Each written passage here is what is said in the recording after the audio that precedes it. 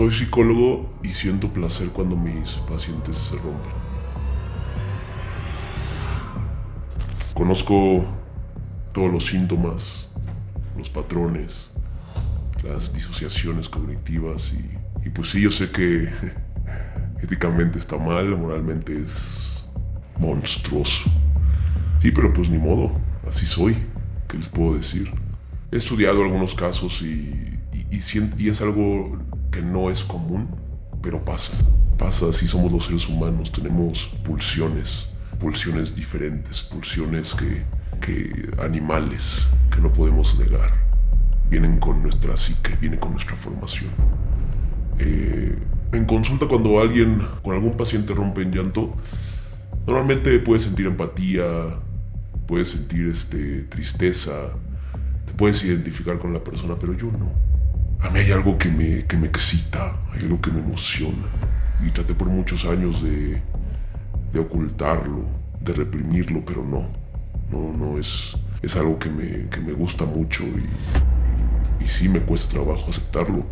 Y lo peor de todo es que soy bueno en mi trabajo por esta misma aflicción, por esta misma debilidad. Yo no la llamaría debilidad.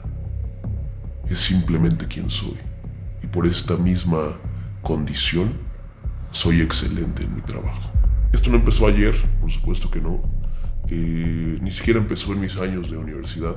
Desde que soy chico yo sentía un placer hacia el dolor ajeno. Mis hermanas, yo tengo dos hermanas menores.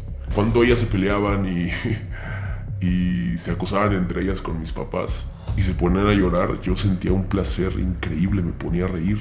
Yo me ponía a reírme a carcajadas y mis papás me regañaban, por supuesto, pero pues así era.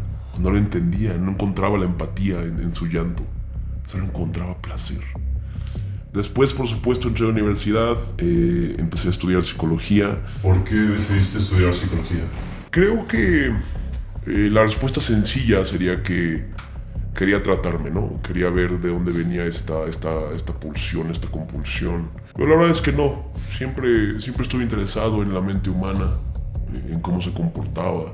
En la prepa empecé a estudiar a Freud, empecé a leer los grandes filósofos, los grandes pensadores, a Carl Jung. Sobre todo Freud y Carl Jung me inspiraron muchísimo. Y de alguna manera en ese tiempo esta compulsión la veía como algo normal. Y justo cuando empecé a estudiar psicología me di cuenta que no era normal.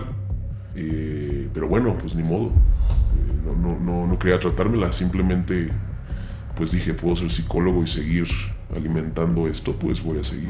Y yo al principio pensaba que por supuesto esto iba a desaparecer, ¿no? Que era algo de que mi cerebro no estaba desarrollado completamente. Pero no.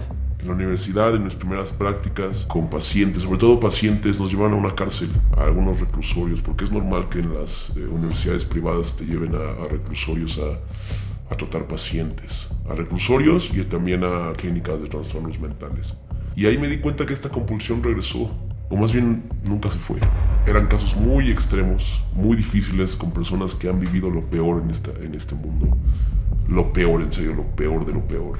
Asesinos seriales, psicóticos, esquizofrénicos. Y cuando estos personajes me contaban su dolor, yo simplemente lo encontraba placentero. Cuando terminaba con un paciente me iba al baño y no podía más que sonreír. A veces terminaba en un acto sexual, es la verdad, es un acto sexual, un fetiche, diría yo. Lo busqué en internet en ese entonces, a ver si alguien sentía lo mismo que yo, y en algún foro de Reddit, justo cuando empezaba Reddit, encontré ahí algunos compañeros, algunas personas enfermas igual que yo, porque es la palabra, personas enfermas igual que yo. La verdad es que no quise meterme mucho en ese tema. Cuando lo leí dije, claro, pues esto es algo, pues no es común, pero pues pasa, ¿no? La mente del ser humano es muy compleja. Y pues bueno, en la universidad terminé mis prácticas. Después empecé a dar consulta, y dar consulta para mí era como... todos los asesinos seriales tienen una metodología, tienen algo que los prende, tienen un ritual. Se les llama rituales, y yo tengo el mismo cuando doy consulta. pongo una luz suave, pongo música también acogedora, me preparo un café cargado como me gusta y empiezo a escuchar a mis pacientes. Porque para que entiendan, un paciente no se entrega a ti en la primera consulta, por supuesto que no. Para llegar a esos llantos que a mí me gustan, para llegar a esos dolores, tienen que pasar algunos meses. Cuando ya hay confianza entre los dos, cuando ya sé todo sobre ellos, casi todo sobre ellos, ahí es cuando se rompe. Entonces es como un placer que se trabaja. Y cuando se trabaja ese placer, se vuelve más dulce.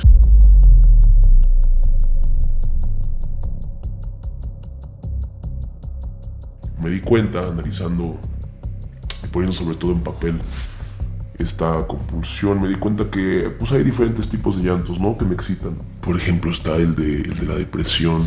Ese es más tranquilizador. Ese, paradójicamente, me recuerda a mi infancia, a los momentos cuando la vida era más sencilla.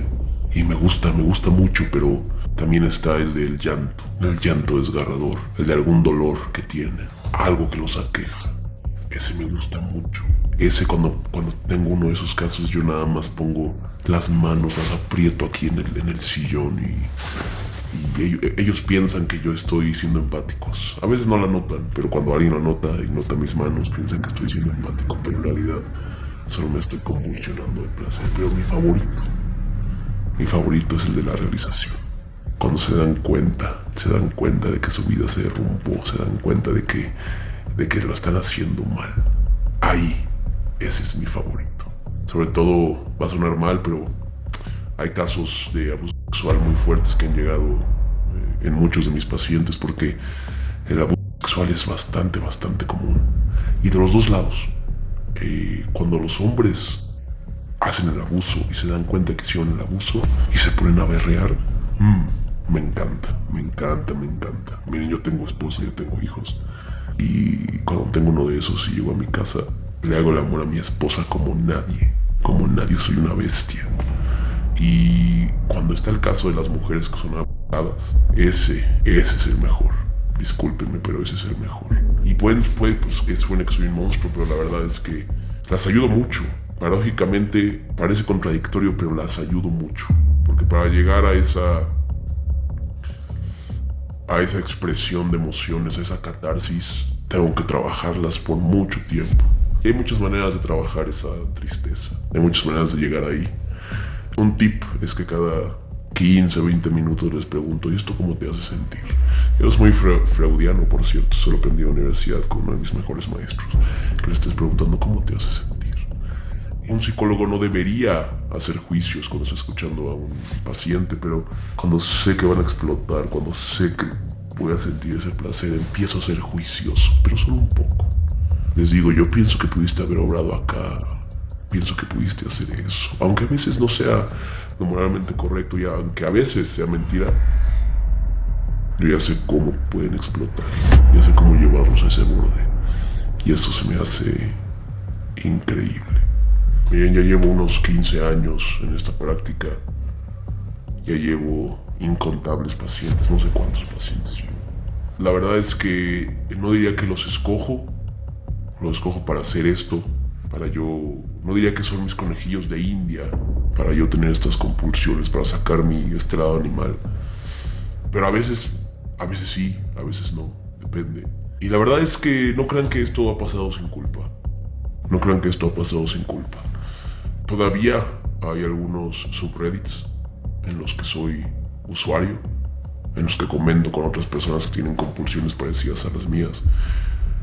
Y ha habido casos en los que me han querido rehabilitar, me han dicho anónimamente, te ayudamos a que dejes esto.